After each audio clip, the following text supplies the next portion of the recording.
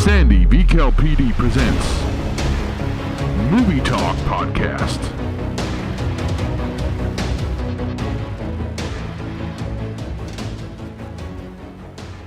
Hello, welcome to the 2Sweet movie show. It's Thursday, June the 7th. Now today, I'm probably going to be talking about Ocean's 8. It's one of the most anticipated films of the year with an all-female cast. So let's get into it. So there you go, the tagline, every con has its pros. Ocean's 8 is out today. It's actually come out today. Now, it's an all-female spin-off of the Ocean's trilogy. Now, the Ocean's trilogy was a massive thing which started in 2001, and it had so many star cast people. It had lots of well-known people in it. If you're not familiar with it, because it started in 2001, some people may have heard about it, but they've never seen it. But the cast was very, very great. It was a crime thriller, not really an action movie. It was a crime thriller, and it's basically a story.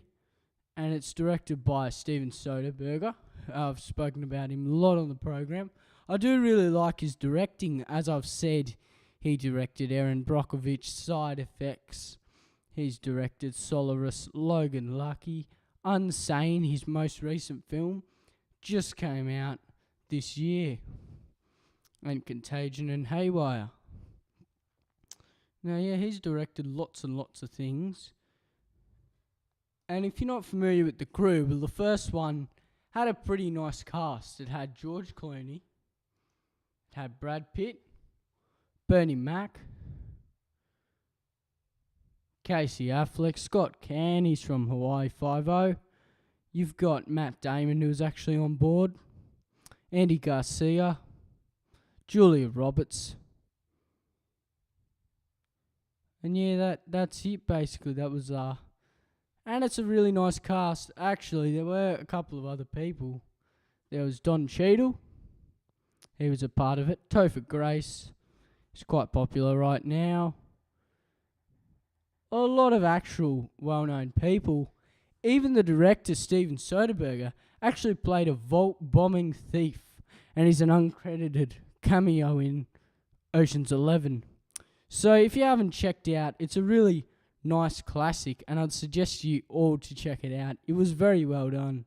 I've watched it quite a number of times and really enjoyed it.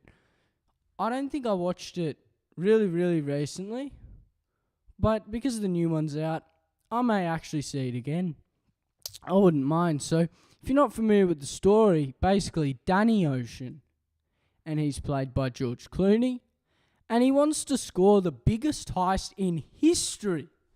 So he basically combines an 11-member team, including Frank Catton, Rusty Ryan, and Lunas Caldwell.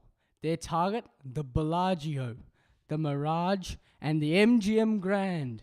So all casinos are owned by Terry Benedict, and it's not going to be easy. And they have to plan to get in secretly and out with $150 million. Now, this is such an exciting crime thriller movie. If you're a fan of that genre, you really should not miss Ocean's 11. I'd say it's one of the best crime thrillers in 2001, and that's saying something. It really is special. It's really nicely done. And then they did a second one, Ocean's 12, which I didn't think was too bad, but the first one's obviously better. But that one was really, really good. It had a great cast. Once again, Brad Pitt, George Clooney, Andy Garcia, Casey Affleck returned, and this time they had Catherine Zeta-Jones on board. Now, she's familiar with lots of things recently. Julia Roberts was there too, and they also had Scott Caan. He was there as well. Bernie Mac, Don Cheadle, Matt Damon, Kyle Reiner, Elliot Gould, And there were a lot of celebrity cameos as well in this one. A lot of big actors. Albert Finney, Topher Grace, Thomas D. Carvin. Bruce Willis was actually in it too. He played Bruce Willis. A very, very funny cameo there. And it was once again another crime thriller. And this is basically what the Ocean series is. And I really like Steven Soderbergh's directing style. I think he's a very nice director. And he's very talented as well, which is always great to see. I didn't get the chance to see Unsane due to lots of other things being out, and I had to review them too.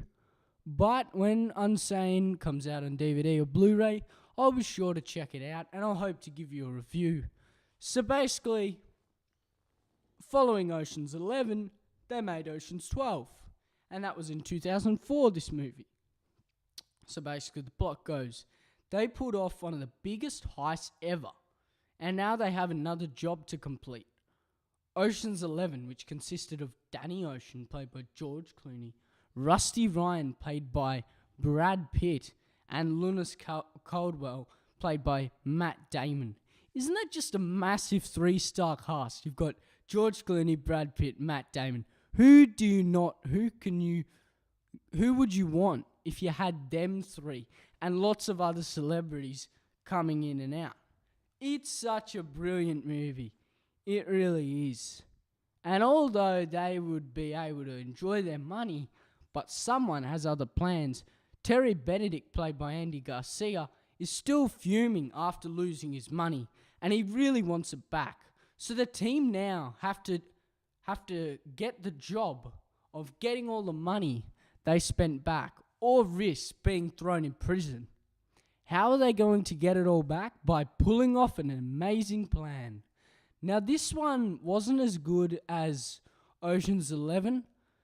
A lot of people really did say that it wasn't really a great film, Ocean's 12. I didn't think it was that bad, but it was a bit average.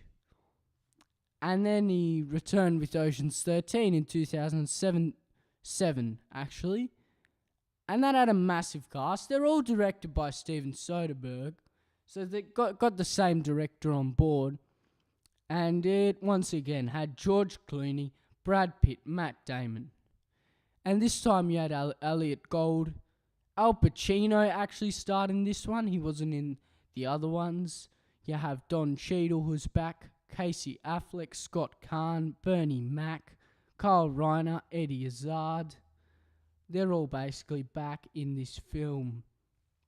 Now, it's really, really good, this one.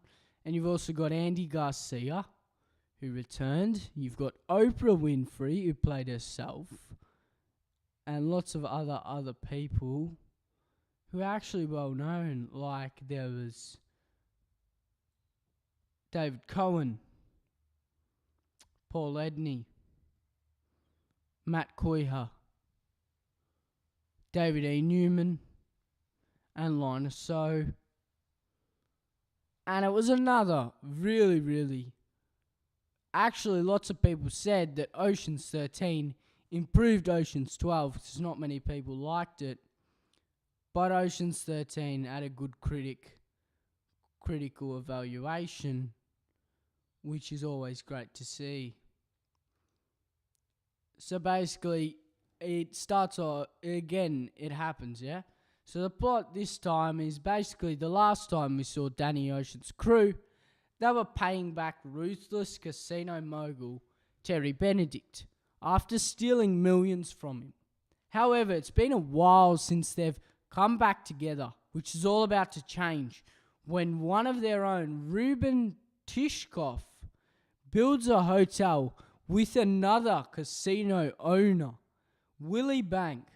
The last thing he ever wanted was to get out of the deal personally by the loathsome Bank. Bank's attitude even goes so far as to finding the amusement in Tishkoff's misfortune when the double crossing lands Ruben in the hospital because of a heart attack. However, Danny and his crew won't stand for Bank and what he's done to a friend. uniting with their old enemy Benedict, who himself has a vendetta against Bank. The crew is out to pull off a major plan, one that will unfold on that night. Bank's newest hotspot opens up. They're not in it for the money, but just for the revenge. Now, this one, it was a very, very important film of 2017. One of the best crime thrillers of 2007, not 17. Now, it's exciting to see 3 big films. They were all enjoyable, but the first one and the third one, according to lots of people, thought it was way better. I really liked all of them, and I thought they were very, very well constructed. But now on to Ocean's 8, the blockbuster of the summer, the blockbuster of winter, I should say, because it's starting to become winter now. And this one is an all-female spin-off of the Ocean's trilogy. Now it's directed by 4-time Oscar nominee Gary Ross instead of Steven Soderbergh. He's left the project. So they've got another director on board. And it has a massive cast. You've got Sandra Bullock, Cate Blanchett, Anne Hathaway, Helena Bonham Carter, and Rihanna. So basically, it starts off Danny Ocean, played by George Clooney, and his sister, Debbie Ocean, played by Sandra Bullock, basically attempts to pull off the heist of the century at New York's star-studded annual Met Gala. Her first stop is to assemble the perfect crew. So we get all the ladies, we get all the exciting ladies, and they all come and join this crew. Now, lots of people are really, really excited to see this one. I even am. Actually, I wouldn't mind seeing this. It really looks quite spectacular. It's going to be a great crime thriller. Now, Sandra Bullock, she has been in the spotlight for a bit. I'd say, what was one of her last, really big hits at the cinema? Well, I think there wasn't really recently. Because she hasn't been in a major movie since 2015, which was called Our Brand is Crisis. Now, I never watched that film, and I'm pretty sure it didn't come to Australia in the cinemas.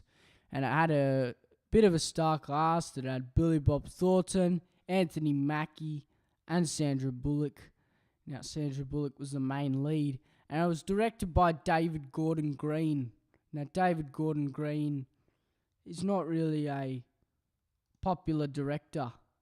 He's done quite a number of things, but he's not that popular. I mean, he directed Stronger. Guess that was one of his last films.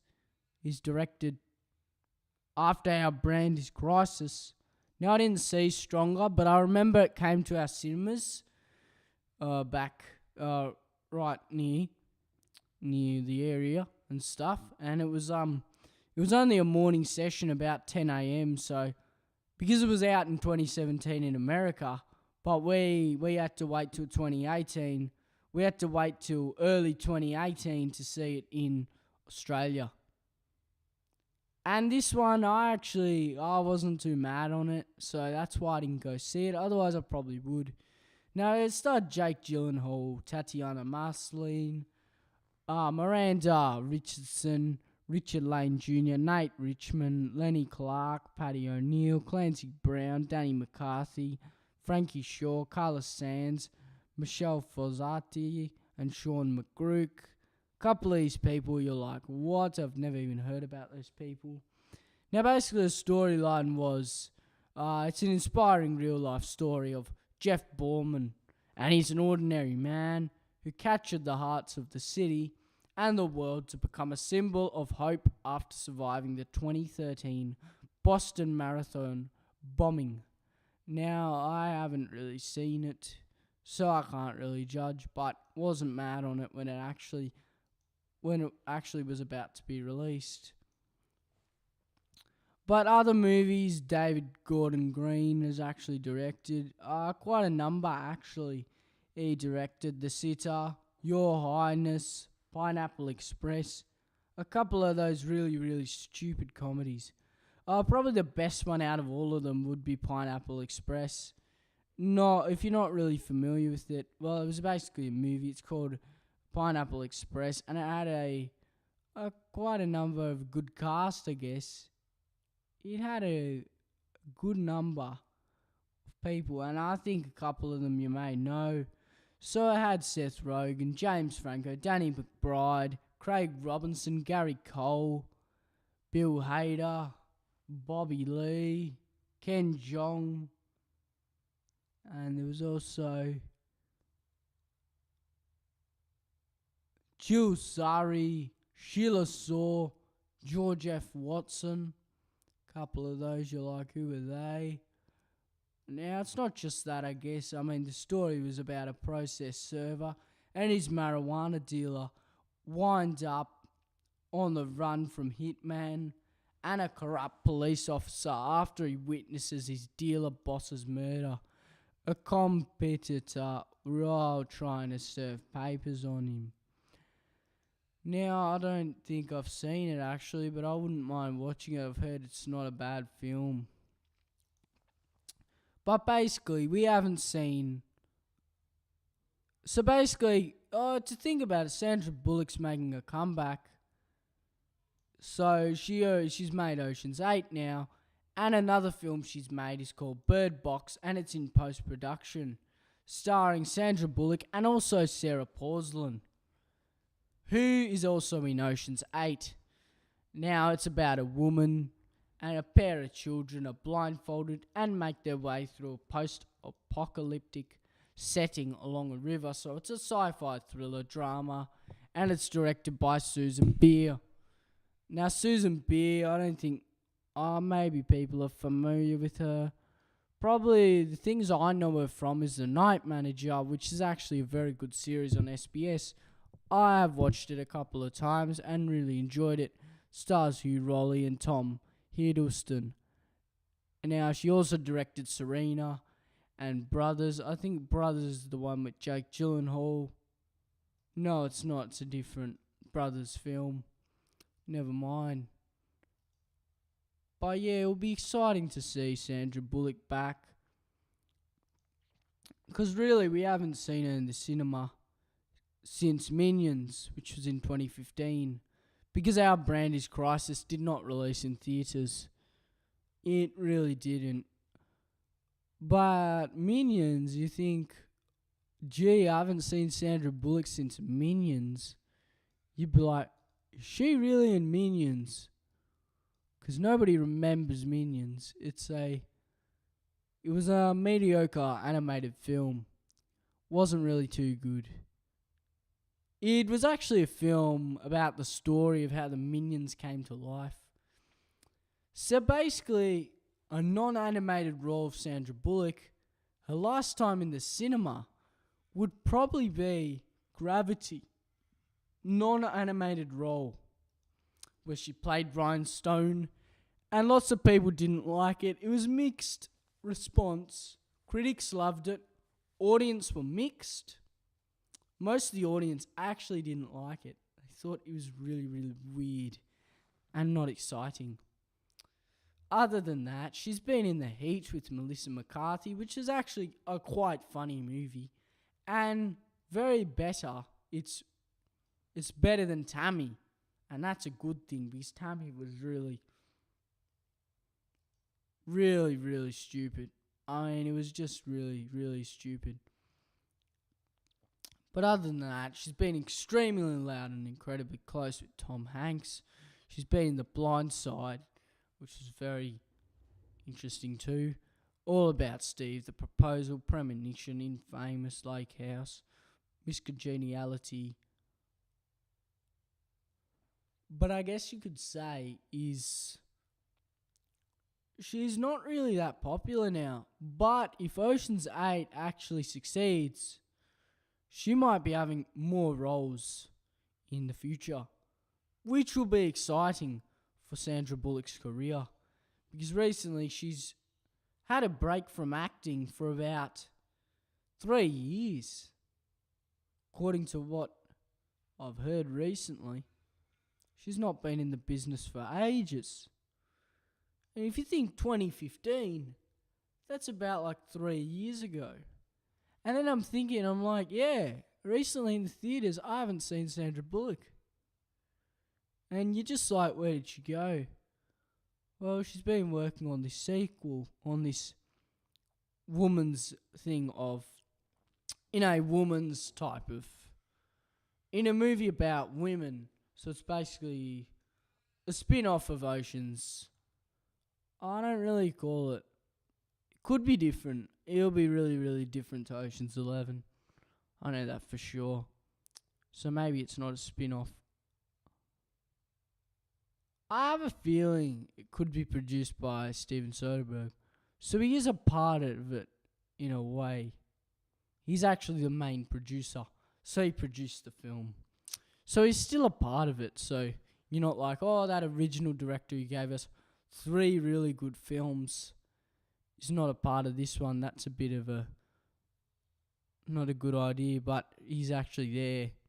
Other than that, you've got, so Sandra Bullock, and then you've also got Cate Blanchett, played by Lou. And Cate Blanchett, recently, we did see her in a couple of things in the cinemas. Like, I remember I saw her in Thor Ragnarok last year in 2017. I watched The Hobbit, Desolation of Smog. And she pops in and out. She's not one of the most popular actresses, really. But this could make her really, really popular. Also, here you've got Anne Hathaway, who we really like to watch. She's a really nice person to look at on screen. Recently, I don't think I saw her in many things. I saw her in The Intern, which was in 2015, which is actually came out about 3 years ago, so that's quite old. Other than that, I knew she was in Colossal in 2016, but I didn't actually see it. I wouldn't mind seeing it, and it's also got Jason Sudeikis, and we'll be talking about him a little later in the program about his new dramatic road trip movie, Kodachrome. But now back to Ocean's 8. Now, so not just that, you've also got Helena Bonham Carter in the film. Now, she has been quite known for some things, but recently I don't remember seeing her in stuff. Guess she was in Suffragette in 2015, and also Alice Through the Looking Glass in 2015. And so was Anne Hathaway. But other than that, she's been in 55 Steps last year. I never even heard about that film before. So it didn't come to Australia. She was also in Sergeant Stubby, an American Hero, which was an animated type of film. Also starring Logan Lerman. Never even heard of it. She apparently is in The Crown, playing Princess Margaret. I didn't even know that. So you learn something new every day.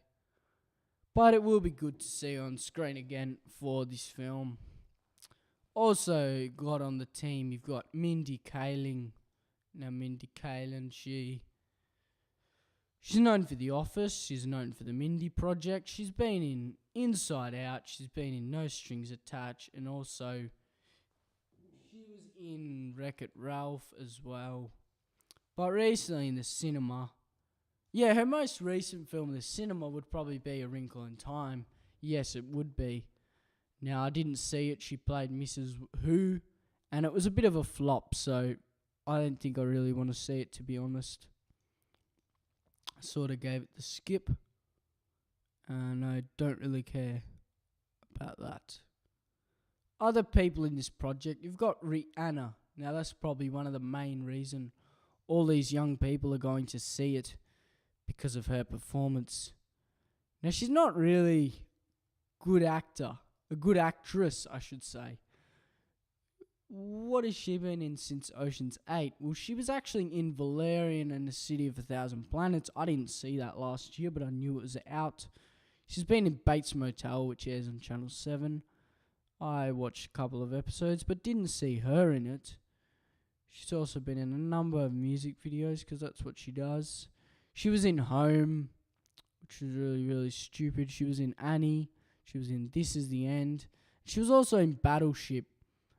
And lots of people did not like her in that. They really thought she was boring. And I really do agree, to be honest. I didn't really like her performance.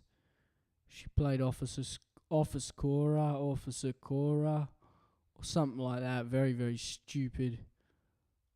Don't think anyone liked it. Bigger Rihanna fans wouldn't care about her acting, but otherwise pretty stupid. Also, you got Dakota Fanning, who's also in this film. She's quite popular as well. I don't think I've seen her recently, but it will be good to see her again. She's a nice actress. She's been in... Her most recent thing at the cinema would probably be in the Twilight Saga Breaking Dawn Part 2, where she played Jane. Now, as good as a film of hers, it plays on TV a lot. So does Push, so does Coraline, so does Charlotte's Web, so does War in the Worlds. Also Cat in the Hat, Uptown Girls. Not just that, but also Man on Fire, which is another really, really good film. And she's in it as well with Denzel Washington. I really do like that film. And I also like her performance. Also in this film is Owakinka. Am I saying that properly? Okwafina. Now, I legit have not heard about her since I saw the promotion for Ocean's 8. They're all promoting Orfinka is in the film. I'm like, who's a Finka? And I still really don't know, to be honest. But she's going to have a big year, because in 2019 she's going to be in the Angry Birds movie 2. She's going to be in Paradise Hills this year. She's also going to be in Crazy Rich Asians. And Paradise Hills has actually got a big cast. You've got Mila Jovovich, Emma Roberts, and that's it, I think. Or Jeremy Ivan. And yeah.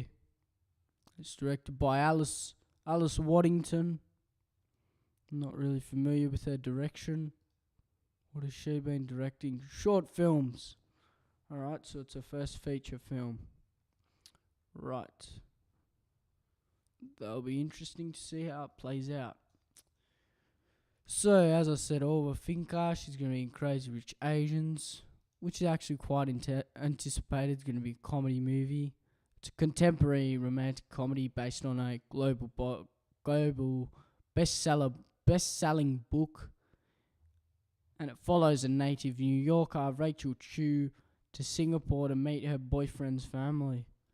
It's directed by John M. Chu, and I think I may have heard about him before. Yeah, he's directed quite a number of things, actually. He directed Now You See Me Too, which I really do like. And he also directed G.I. Joe Retaliation. Now, to go from that to romantic comedies, quite extraordinary. So we'll see how it plays out. It's quite a big cast as well. Pretty sure that. Yeah, who's the main star? It's Constance Wu. And she's in Fresh Off the Boat. Now, I do know her quite well from that series. Michelle Yeoh is there. Ua Finka, Ken Jeong, Ronnie Cheng. Quite a number of people in that production. And she's probably most known for Storks and Neighbours 2 Sorority Rising. Now, Storks, that was that Kelsey Grammer one. I think it got really a bit of boring reviews, wasn't really a fan of it. And Neighbours 2 Sorority Rising, that was a funny movie and it had a good cast too. I remember seeing it. It had Seth Rogen, Zac Efron, Rose Byrne, the original cast, and then Chloe Grace Moretz, one of the sorority sisters, actually turned up. Also had Ike Barinholtz, who we saw in Blockers this year. Dave Franco from Now You See Me. Orba Finca was in it too. Selena Gomez, which was very funny performance there. Kelsey Grammer was also in it. Hannibal Buress, who's in almost every comedy movie in this past recent time. If you think about it, this guy, Hannibal Buress, he's going everywhere. He was in The Secret Life of Pets, and he's going to film a second one. He's just completed his feature film Tag, which comes out next week.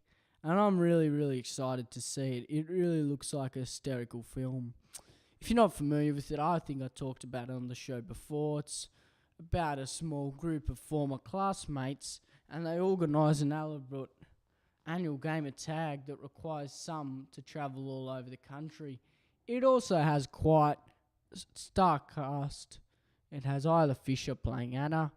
Now, Isla Fisher, I really do like her. She's on those ING ads most recently, but she's also in some really funny comedies in most recent times. But recently, I don't think we've seen her that much. Probably we saw her in Keeping Up with the Joneses, and that's probably her last film in the cinema. And also Nocturnal Animals, The Brothers Grimsby 2, and Life of Crime. I remember half of these. They were released recently. Otherwise, she's sort of not been in the spotlight for a while, but she's back. If you're not familiar with Keeping Up with the Joneses, that was actually quite a nice comedy. I remember seeing it. I mean, it's just for laughs. It wasn't something to be taken really seriously. It was a good comedy type of film. And it had a good director on board too. It was directed by the same guy who directed Paul, and he also directed Superbad. Now, Paul was that very funny comedy with Simon Pegg, and it's a good type of film, Paul.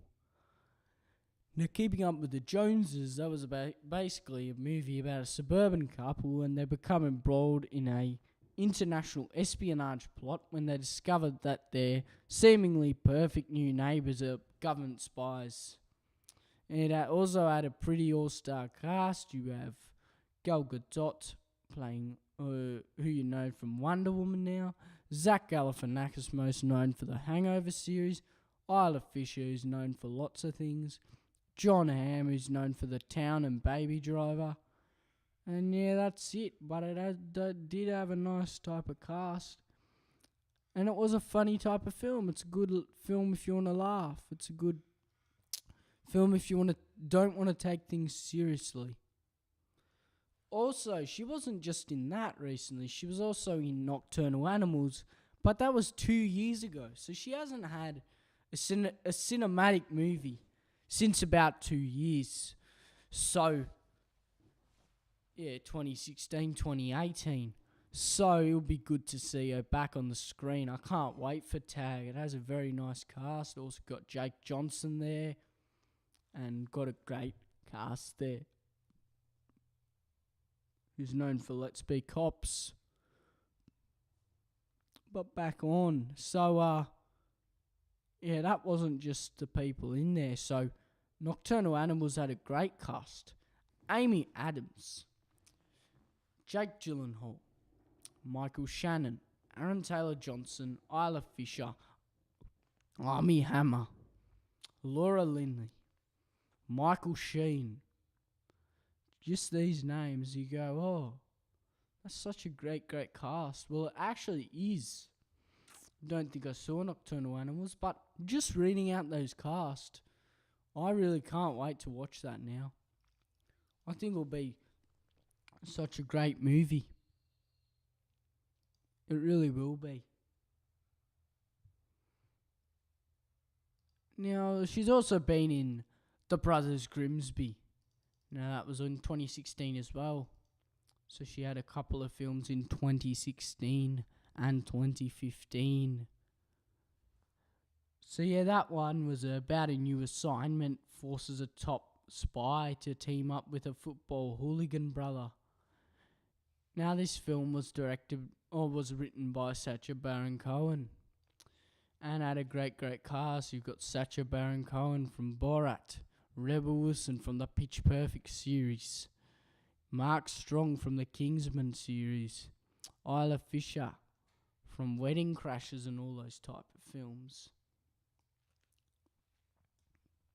But she was also in Life of Crime with Jennifer Aniston. She was also in Now You See Me with Jesse Eisenberg and Morgan Freeman. Also been in The Great Gatsby, Rise of Guardians, Bachelorette, which actually also starred Rebel Wilson, Lizzie Kaplan. And this is a bit of a coincidence because the two girls from Now You See Me actually started a film together in 2012. So maybe that's what made them change it. So Isla Fisher left Now You See Me in 2013 and they replaced her with Lizzie Kaplan for the 2016 sequel of Now You See Me. Now Bachelorette, I think was a pretty stupid comedy. I don't think I've seen it, but I don't know if I want to see it. It's basically a story. 3 friends are asked to be bridesmaids at a wedding of a woman they used to rickle back in high school.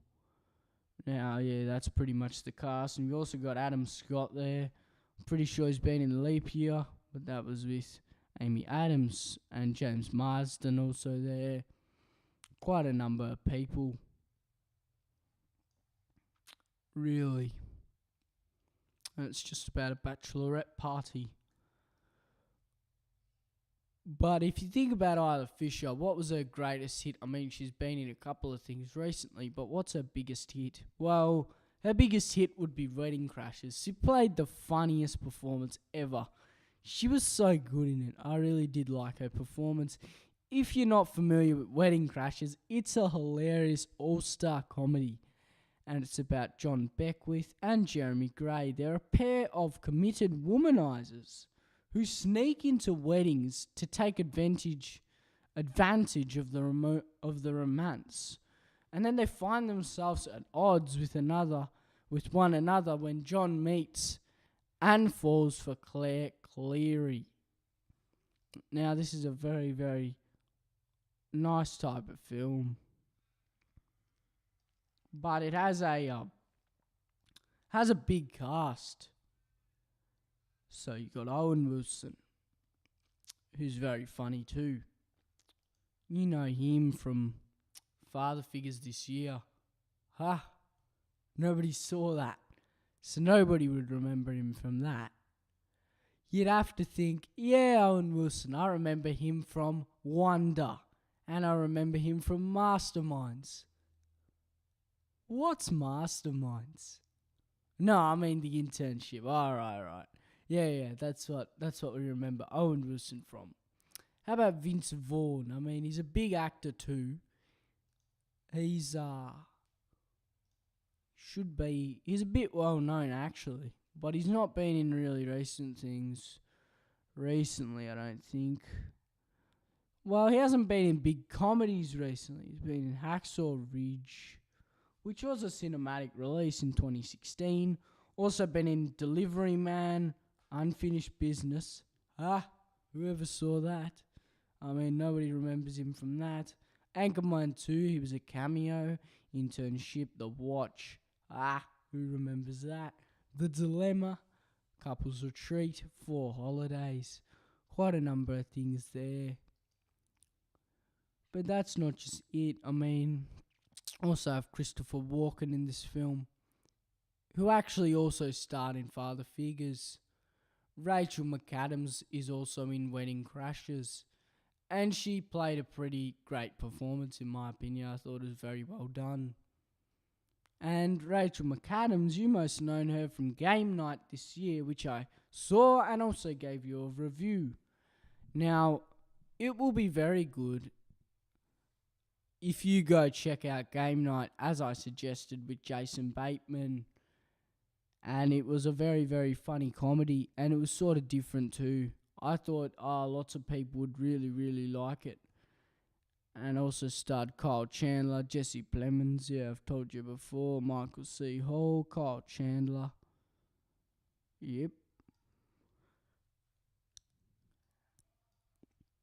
A different type of film. It really is, and nicely done too. But Game Night was one of Rachel McAdams' last films this year, basically. In 2020, she's back for Sherlock Holmes 3, but before then, she's actually going to be in Disobedience, which releases next week, same week as Tag, next Thursday. Now, that also stars Rachel Weisz. It's a romantic drama. Now, she's also been in Doctor Strange, Spotlight, True Detective, quite a number of things. She's a great actress. And Isla Fisher, Jane Seymour, as we know. Bradley Cooper was also in Wedding Crashers. Recently, Bradley Cooper, he's not really a popular guy. He's had lots of really big flops recently. But in his animated roles, he's actually done great things. He was in Avengers Infinity War, playing Rocket. Guardians of the Galaxy Volume 2, playing Rocket. Other than that, he was in War Dogs in 2016, which has actually got average reviews, but a lot of the audience did like it. Not really, really liked, but liked it. And that actually starred Jonah Hill and Miles Teller. I'll probably have to check that out because I still haven't seen it. Wouldn't mind seeing it actually.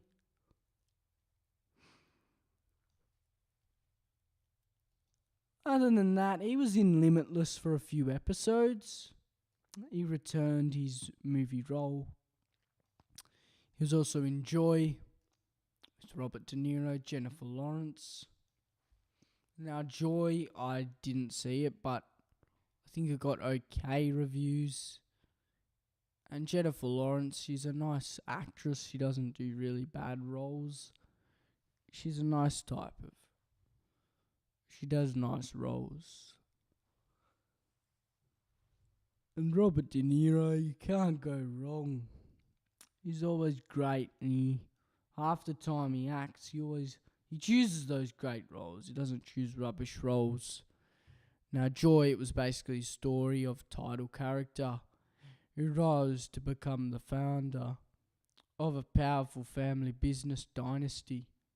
Now, Jennifer Lawrence, Bradley Cooper, Robert De Niro. Directed by David O. Russell too. Now, David O. Russell and Jennifer Lawrence have a bit of a connection because they've been in lots of films. He's directed lots of films with her. Like, he directed Joy. He directed American Hustle, Silver Linings Playbook. And The Fighter too, but that actually starred Amy Adams, not Jennifer Lawrence. But it's still a nice movie. And he also directed, I think there was a film, with Mark Wahlberg, which is The Fighter, and it was very good. Other than that, I guess Joy was mediocre, but it wasn't like the best type of review. But other than that, he also, 2015, he had a big year. He was in about 3 or 4 films. Like, he was in Joy.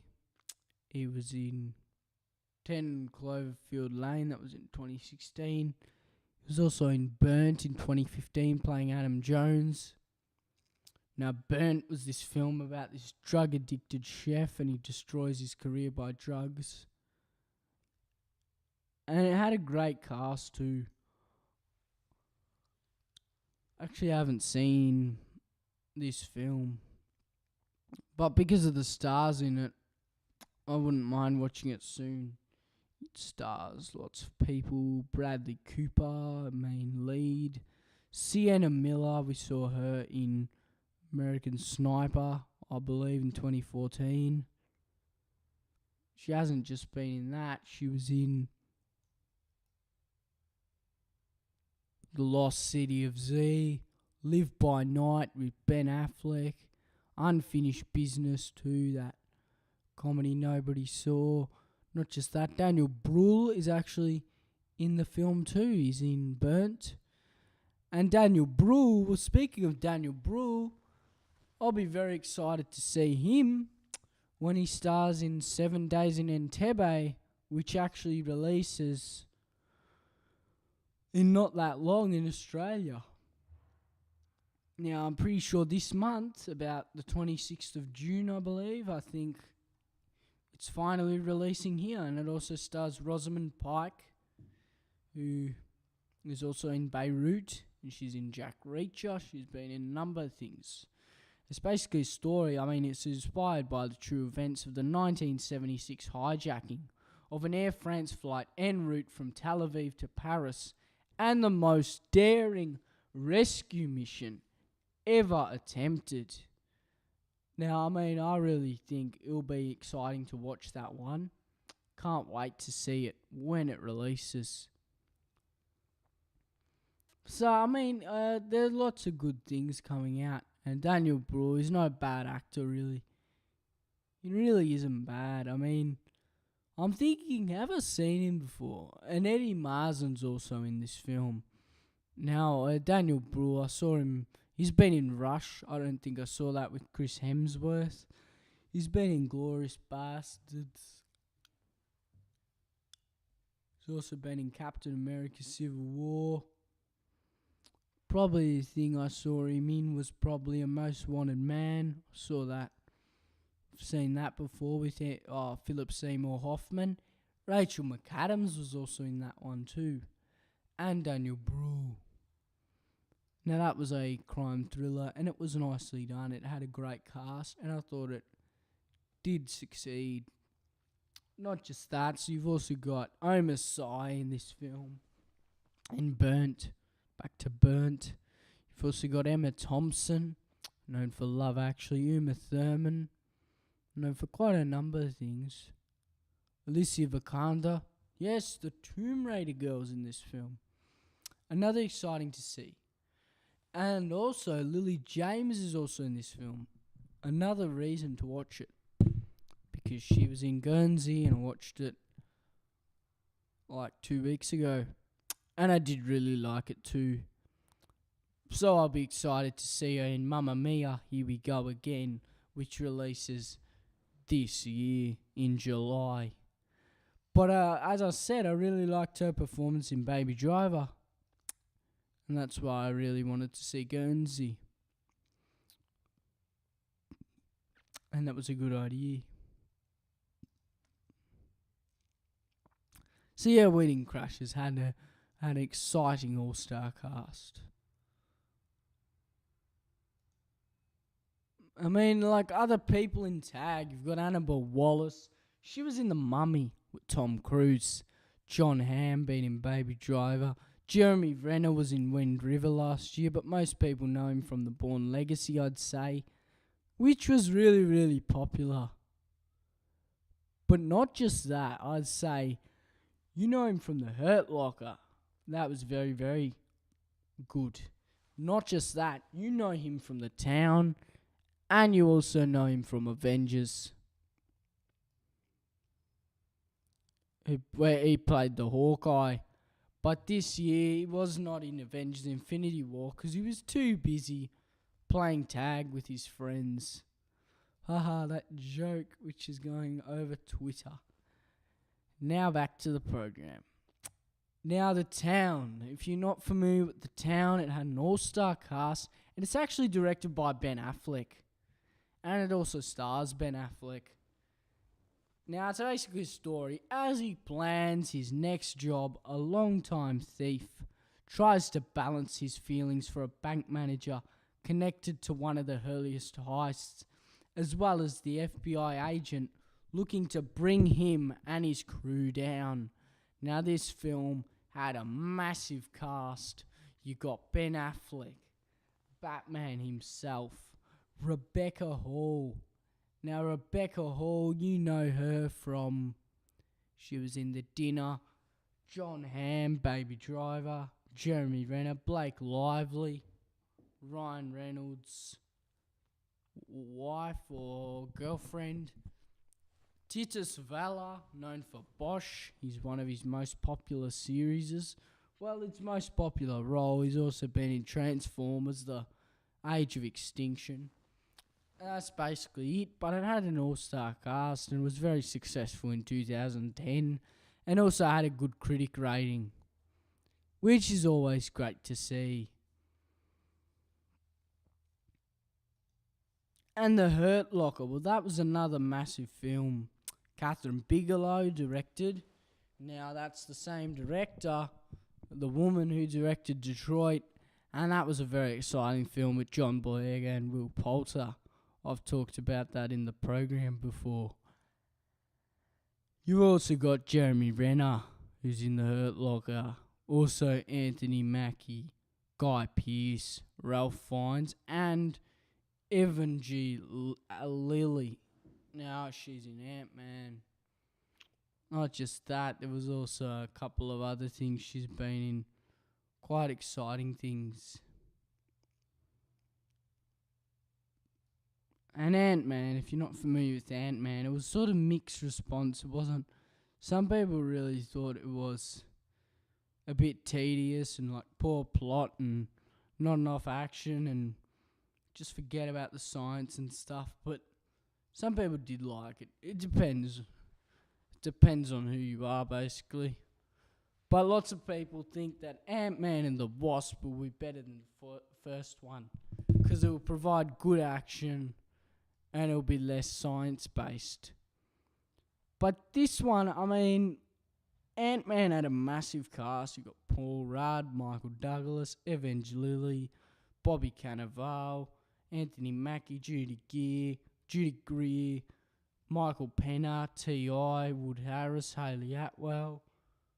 A massive cast. John Slattery, Martin Donovan, Dono Van.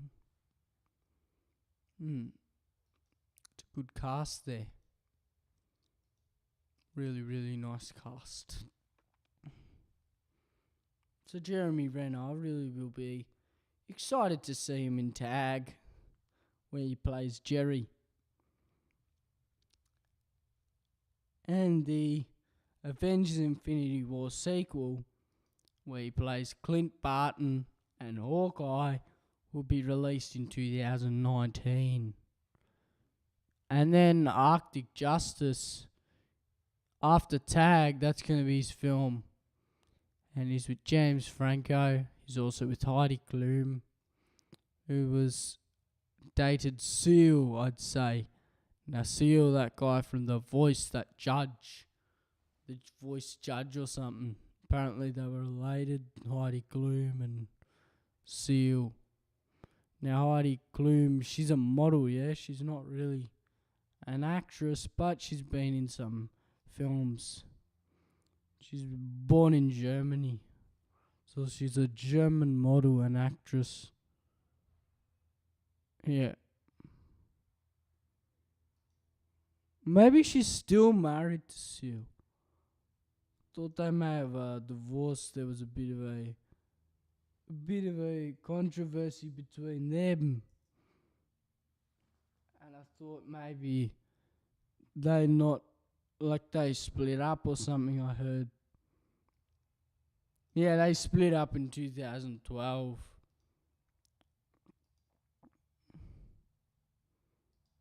But Seal, you must Still, he's most known for the voice and also that song, Kiss from a Rose from the Grave. Now that was quite of a hit movie. Hit song.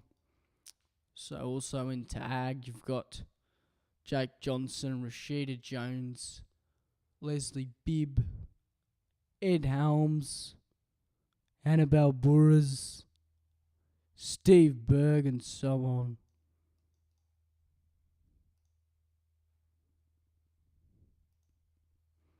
But Ocean's 8 now. Ocean's 8. It's going to be massive. Guarantee ya. And it doesn't stop there. You've also got Sarah Paulson.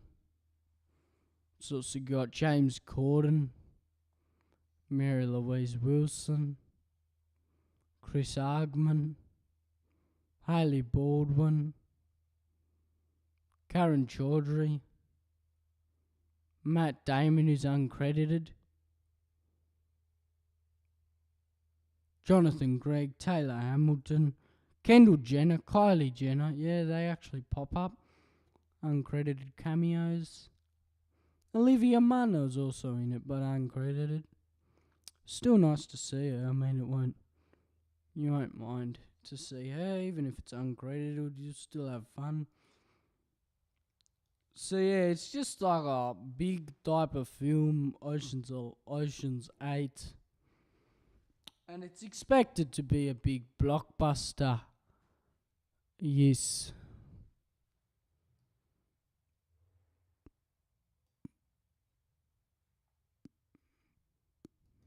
And they're saying it's spectacular too, so it's always good to hear. So basically, Ocean's 8, well, that releases today. Yeah, that's basically it, I mean. Now on to another movie, another talk about a film. Now, there's other films out. There's not just Ocean's 8 today. But that's probably expected to be the biggest release at the moment in the cinema. Spin-off of the Oceans. Other films out today, you got Hereditary and Kodachrome. Now, this is the one I wanted to speak to you about after I spoke about all the other things just before. Now, Kodachrome. I actually wouldn't mind seeing this in the theatres. Due to the story sort of catches me on, I think. It's a nice style of a story. Not just that, it actually looks like a nice type of drama, like a road trip drama. It's actually made in 2017, but it's getting released in 2018. And it's not even released in theatres in America. Sorry, I should say.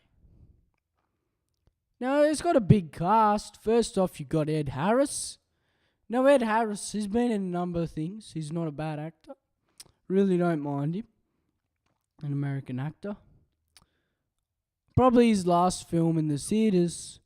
Well, before I talk about the theatres, he's actually most known for Westworld at the moment.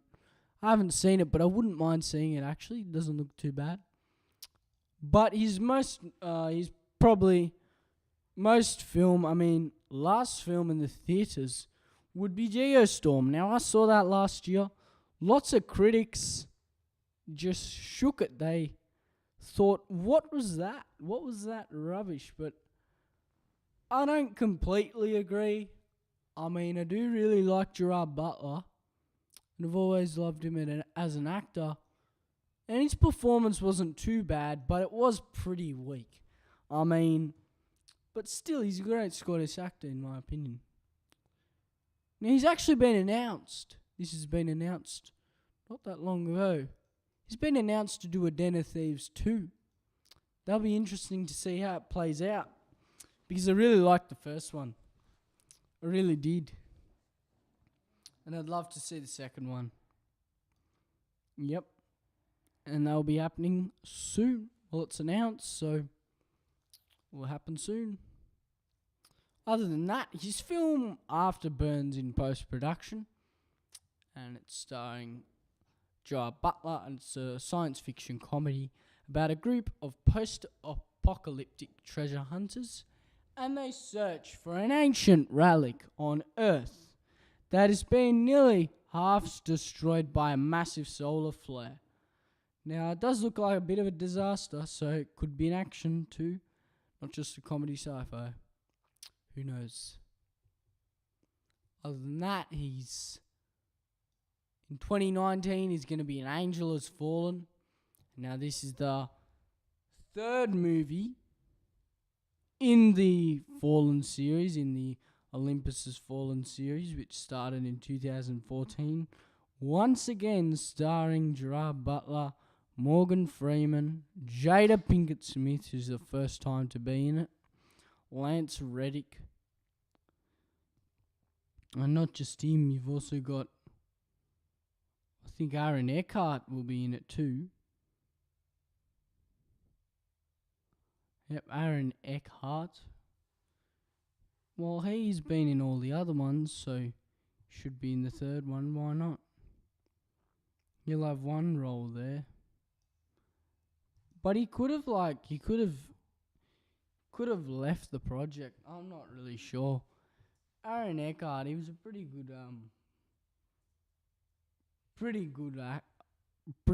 performance as a president in Olympus Has Fallen and London Has Fallen. He's not a bad actor at all. I really don't think he's not that bad. But it has been announced that in 2016, Aaron Eckhart said he would not return for Angel Has Fallen. So basically, Gerard Butler is going to have to find a new president to protect. So we don't really know who's the president going to be in this one. But it has been announced that they do have another director on board for Angel Has Fallen, going to be directed by Rick Roman Wow. Now, he's most known for... He's actually directed Snitch. So it'll be very good to see a director like Snitch. And I have talked about this before. This is actually a very different Dwayne Johnson movie.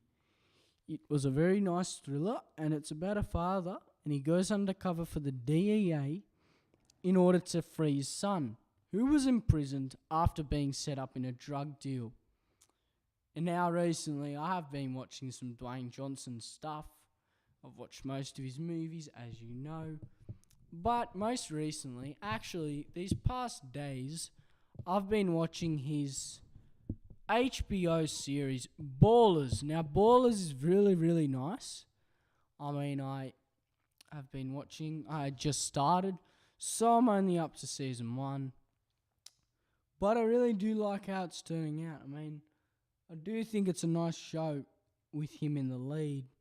And it's interesting to see him go onto the small screen instead of the big screen, which he's been for a long time now. But these episodes are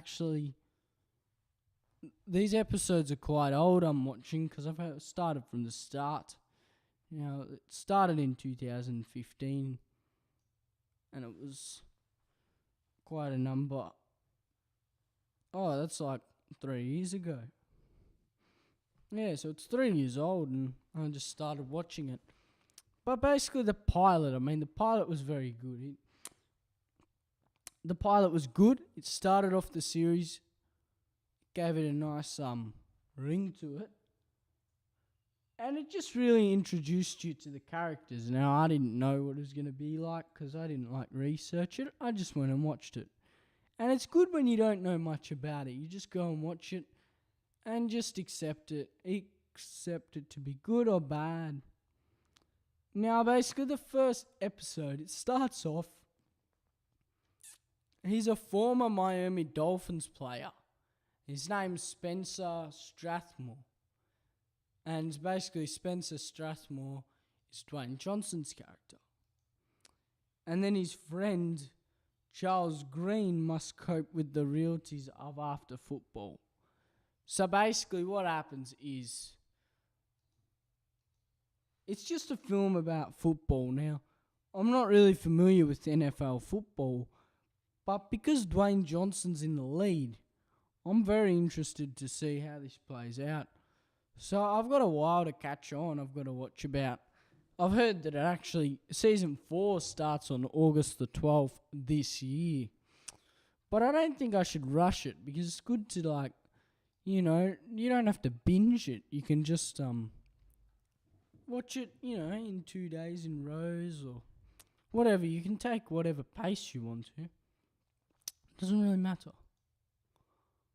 According to what I mean, it's not a big deal. In my opinion, TV, you watch it whenever you can. Now, Charles Green, so he's got to help his Charles Green cope with the things after life of football. So Spencer, he starts working for a financial advisor. Now, the financial advisor is Joe, and he's played by Rob Cordy. Now, that's what happens, and he helps him sign and mentor his younger friends who are still in the NFL. While Charles, played by Omer Benson Miller, basically, he wants to get a job at a local car dealership. Meanwhile, a mistake may cost Green Bay Packers wide receiver Ricky Jarrett his roster spot, because when he's involved in an altercation at a nightclub. The first episode was very, very strong. It had a good lead, but it was good, but it wasn't the best. I have seen more better ball episodes now after watching 4 of them, and I really do like how it started. It really is nice. Now, basically, in episode 2, after that, Spencer, played by Dwayne Johnson, basically struggles to sign Vernon Littlefield, who's played by Donovan W. Carter, and as a client, when he clashes with his childhood friend Reggie. Now, Reggie and he basically handles his money. Meanwhile, Jason is one of the people here, and he works to renegotiate a contract extension for Vernon with the Dallas Cowboys. But he has difficulties. During practice with his new Dolphins team, Ricky discovers that a teammate is not only unfriendly with him, but is wearing his number. Now a struggling car salesman, Charles begins to wonder if he retired too early. Now, the pilot started off, it established the characters and stuff. Now episode 2, basically, it tells a story about the NFL players and how they have to renegotiate, and it's about their jobs, what they're doing. So he's a financial salesman, while Charles Green, he works at the car dealership. Now on to episode 3. I thought it was one of the most exciting episodes of Ballers. And I thought so because basically what in this one, Spencer and Joe, so Spencer's played by Dwayne Johnson, as you know, and Joe's played by Rob Cordy. He's quite a funny guy, and some people may recognize him when they see his face. So they asked their boss, Mr. Anderson, for permission to use their yacht to host a corporate event to entice potential clients. So basically, they're doing an advertising campaign in a yacht, so they host a party and stuff. But then a locker room prank basically goes too far, and Ricky discovers the real reason his teammate Alonzo has it out for him. So Charles grows bored with retirement and remembers his gridiron glory days. Meanwhile, at the party, Spencer and Reggie's rivalry reaches a boiling point when he tries to run his hospitality by insulting Spencer's upbringing by being adopted. Yeah, when you mess with The Rock, it doesn't go too well, does it? The Rock's a powerful man and he has very big strength. So if you try to mess with him, you're basically stuffed. And that's what happens in here. Episode 3, a massive party episode, and all they do is party, but there's also good storylines, and it makes it the most exciting, because basically you've got all the stars there, and they all come out and all exchange and stuff in social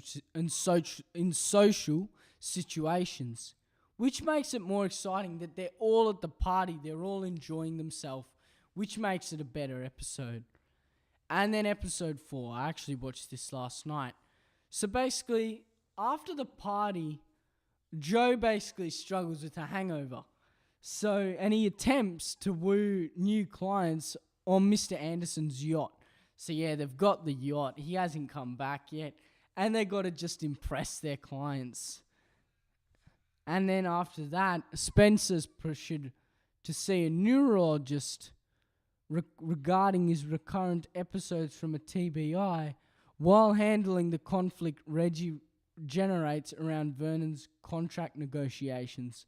So yeah, basically, after the party, there's a hangover, and then after the yacht, and then after that, basically, Spencer, his wife or girlfriend or something, goes to him and says, you got to see a neurologist because you got some doctor problems and stuff. And then after that, you got to handle the conflict Reggie generates. Now, Reggie is a bit of this guy, one of the best friends of Vernon, and there's drama there too.